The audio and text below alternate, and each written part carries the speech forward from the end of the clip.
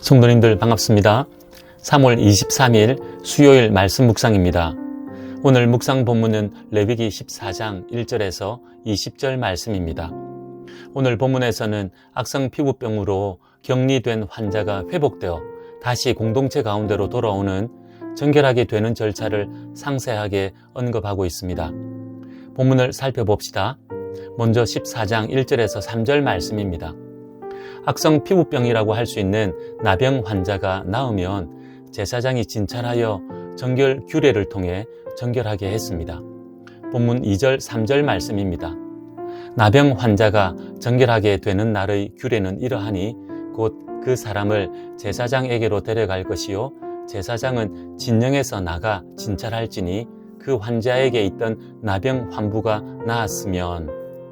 레위기 13장과 14장 같은 말씀을 통해서 우리는 제사장이 질병을 치료한 것으로 오해할 수 있습니다. 하지만 제사장의 역할은 질병을 치료하는 것이 아니라 하나님께서 말씀하신 규례를 따라 질병이 부정한 것인지 정한 것인지를 구분하는 것이었습니다. 그래서 피부병에 걸린 환자들도 제사장이 자세하게 관찰하여 규례에 따라 악성인지 아닌지를 구분하여 진단했을 뿐이지 치료한 것은 아닙니다. 이 당시 이런 질병을 치료할 수 있는 분은 오직 하나님밖에 없다고 믿었습니다. 진영 밖에서 격리 생활하던 환자가 나았으면 제사장이 진영 밖 환자에게로 가서 환부를 자세하게 살펴 나았는지를 판단해야 했습니다.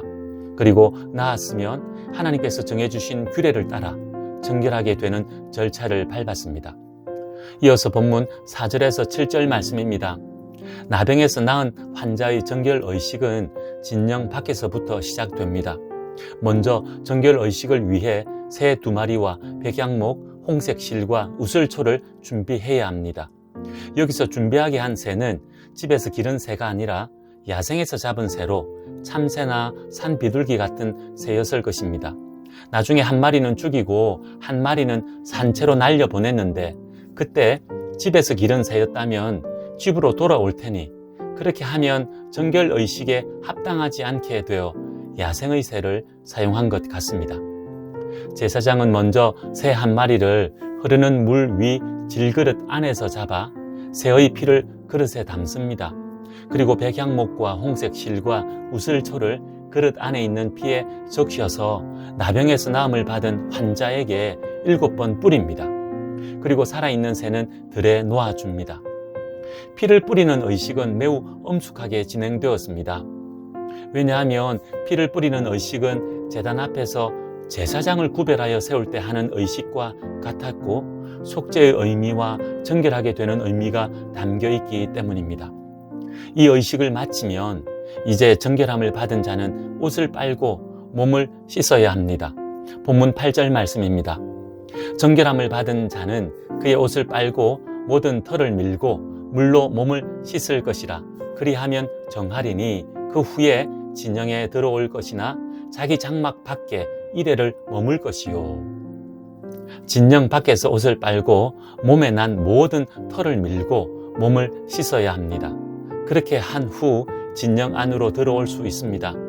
하지만 아직 자기 집 안으로는 들어갈 수 없습니다. 진영 안으로는 들어왔지만 자기 집 밖에서 7일 동안 다시 머물러야 합니다. 이렇게 머문 지 7일째 되는 날 다시 한번 몸에 털을 밀고 몸을 씻어야 합니다. 본문 9절 말씀입니다. 7째 날에 그는 모든 털을 밀되 머리털과 수염과 눈썹을 다 밀고 그의 옷을 빨고 몸을 물에 씻을 것이라. 그리하면 정하리라. 진영 밖에서 마지막으로 했던 의식을 다시 한번 해야 했습니다. 7일 동안 자란 털을 다시 한번 모두 밀어야 했습니다. 머리털과 수염과 눈썹이라고 구체적으로 표현하고 있는 것은 몸에 난 모든 털을 밀어야 한다는 말씀입니다. 그리고 몸을 씻어야 합니다. 온몸을 물속에 담그는 목욕을 의미합니다. 옷도 다시 한번 빨아야 합니다. 이렇게 해야 정결하게 됩니다. 하지만 아직 끝난 것이 아닙니다. 몸을 씻고 옷을 빨았으니 마지막으로 다음 날 하나님께 제사드림으로 정결의식을 마무리해야 했습니다.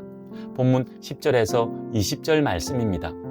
나병에서 나은 자는 8째 날에 하나님께 제사 드리기 위해 제물을 준비해야 했습니다. 본문 10절 말씀입니다.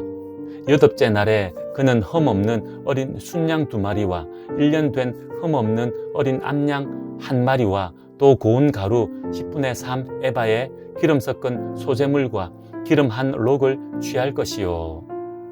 이렇게 준비한 제물을 가지고 정결 의식을 위한 제사를 드립니다. 제사는 속건제, 속죄제, 번제, 소제의 순으로 진행되었습니다. 우리가 앞서 배웠듯이 속건제는 세상상의 손해를 입혔을 때 드리는 제사인데 정결 의식의 제사에서 속건제가 제일 먼저 드려진 것은 특별한 의미가 있다 하겠습니다. 이는 하나님께서 주신 육체를 질병으로 손상시킨 것에 대한 배상의 의미가 담겨 있는 것으로 이해합니다. 이렇게 속건제를 규례에 따라 드리고 나면 제사장은 속건 제물의 피와 기름 1록 약 0.3리터의 기름을 정결함을 받을 자에게 바릅니다. 먼저 제물의 피를 제사자의 오른쪽 귓뿌리와 오른쪽 엄지손가락과 오른쪽 엄지발가락에 바릅니다. 그리고 제사장은 기름을 왼쪽 손바닥에 따르고 오른쪽 손가락으로 찍어 여호와 앞에 7번 뿌린 후 남은 기름으로 제사자의 오른쪽 귓뿌리, 오른쪽 엄지손가락, 오른쪽 엄지발가락에 바릅니다. 그리고 마지막으로 남은 기름을 가지고 제사자의 머리에 바르면서 속죄합니다. 이 의식 이후 차례대로 속죄제, 번제, 소제를 드려서 제사자를 온전하게 정결하게 했습니다. 본문의 내용을 묵상해 봅시다. 구약의 다른 의식들도 오늘날 우리들의 눈에는 굉장히 까다롭게 보이는데 특히 오늘 본문에서 말씀하는 정결 규례는 상당히 까다롭게 보입니다.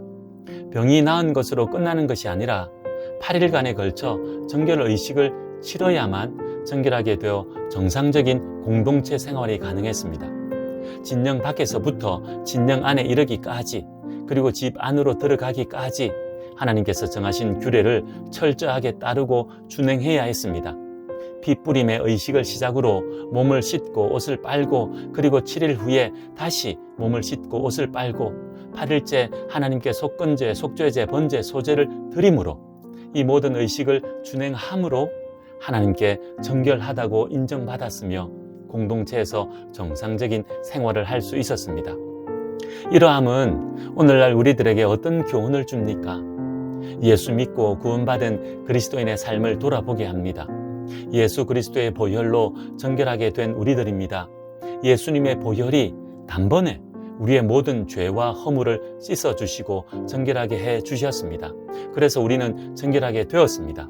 하지만 그렇기 때문에 우리에게는 정결한 삶을 살아야 할 거룩한 책임이 있는 것입니다.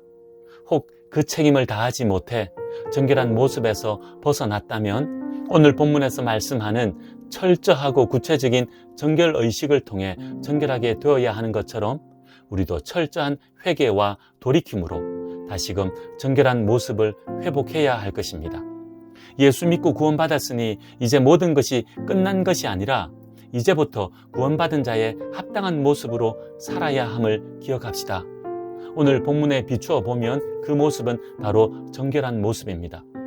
우리가 연약하여 정결함을 잃어버렸다면 다시 예수님의 보혈 의지하여 정결함을 회복하는 우리들 됩시다.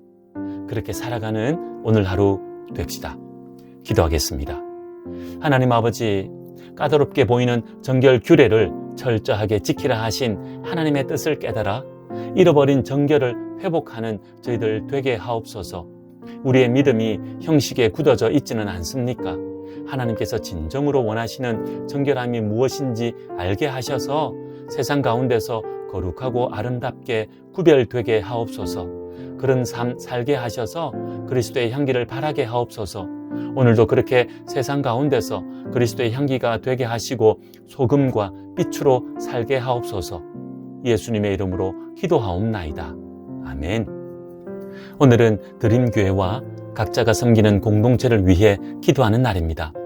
거룩함과 정결함으로 세상과 구별되는 공동체 되도록 기도합시다.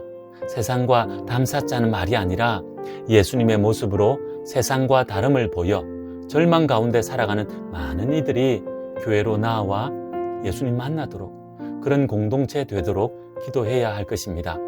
우리 드림교회가 그런 교회 되도록 기도하는 오늘 하루 됩시다. 오늘도 믿음으로 승리하십시오.